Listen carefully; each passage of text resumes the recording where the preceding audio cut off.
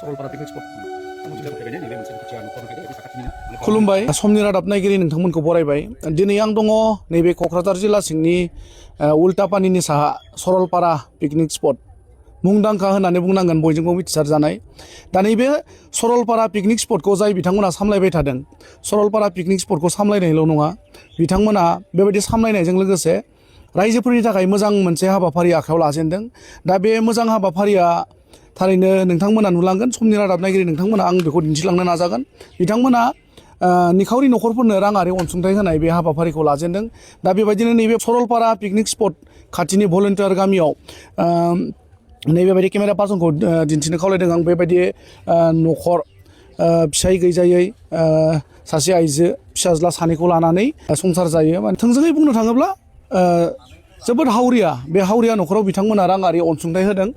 दा बे राङारि अनसुंथाइ होनायजों लोगोसे बे सरलपारा पिकनिक स्पटनि बिबानगिरि बिथांमोना मा फोरमायो बा इयुनाव मा थांखि लाबावदों बेबायदि समाजनि मोजां खामानि मावलांनो थाखाय बेखौ बिथांमोननि खुगानिफ्रायनो जोङो मिथिनानै लानो नाजानि पिकनिक स्पट कमिटिनिफ्राय नोंथांमोना निखावरि न'खरनो अनसुंथाइ होनाय हाबाफारि लाजेनदों बेबायदि दिनैनि बे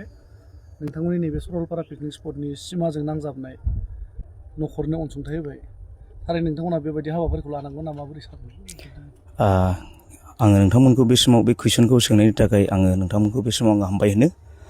जोङो गिबि खेब जोङो नैबे खामानिखौ जोङो दिनै जोङो मावजेनबाय जोङो आगोलाव थानाय माखासे जि कमिटि सालायग्रा मानसिफोर बिथांमोना बेबायदि हाबाफोरखौ मावाखैमोन आरो जोंबो देग्लाय नैबे हाबाफारिखौ जोङो गिबि खेबनि थाखाय जोङो आखायाव लाबाय बे हाबाफारिखौ मावलांनो थाखाय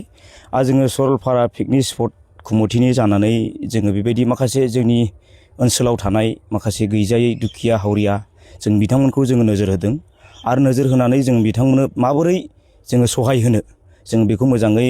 जोङो जोंनि बडियाव जोङो सानलायनानै सिन्था धारा खालामनानै जोङो दिनै बेबायदि खामानि मावोब्ला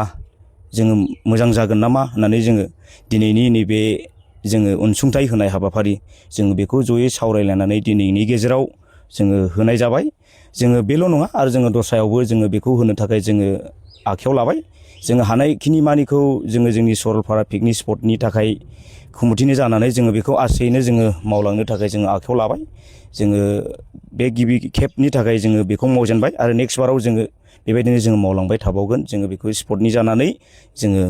नोंथांमोननिसिम जोङो बेखौ मिथिहरनाय थाबाय नैबे गिबि होजेननाय गामिया मा गामिनिफ्राय होजेननायखौ एक्सुवेलि नैबेखौ बलान्टार होननानै बुङो सरलपारा बलान्टार औ सरलपारा बलान्टार बे पिकनिक स्पटजोंनो नांजाबनाय बै मोनसे न'खरसेनो होनो ना जोङो दिनै न'खरथामनो जोङो होनो थाखाय जों आखायाव लादों बिदिनो मा रोखोमनि अनसुंथाइ जोङो नैबेहा न'खराव रावबो गैजायखाय मावग्रा दांग्रा जेबो मानसि गैयिखाय फिसाला सानै दं आरो गाव हारसिंल' मावनो जेबो गैया बिनि थाखायनो जोङो बिथांनो बेबायदि मोनसे राङारि अनसुंथाइखौ जोङो होबाय आरो जोङो न'खरखौ लानानै सोरनिबा जोङो न'खराव न' गैयैफोरनो जोङो बेबायदिनो थिं बायनानै जोङो थिंनि अनसुंथाइफोर होनानै जों बिथांमोननि न'खरखौ मोनसे मोजां एसे मोजां परिसयाव लाबोनो थाखाय जोंनि बे हाबाफारिखौ जोङो मावलांगोन होननानै जों थांखि लानाय जादों आरो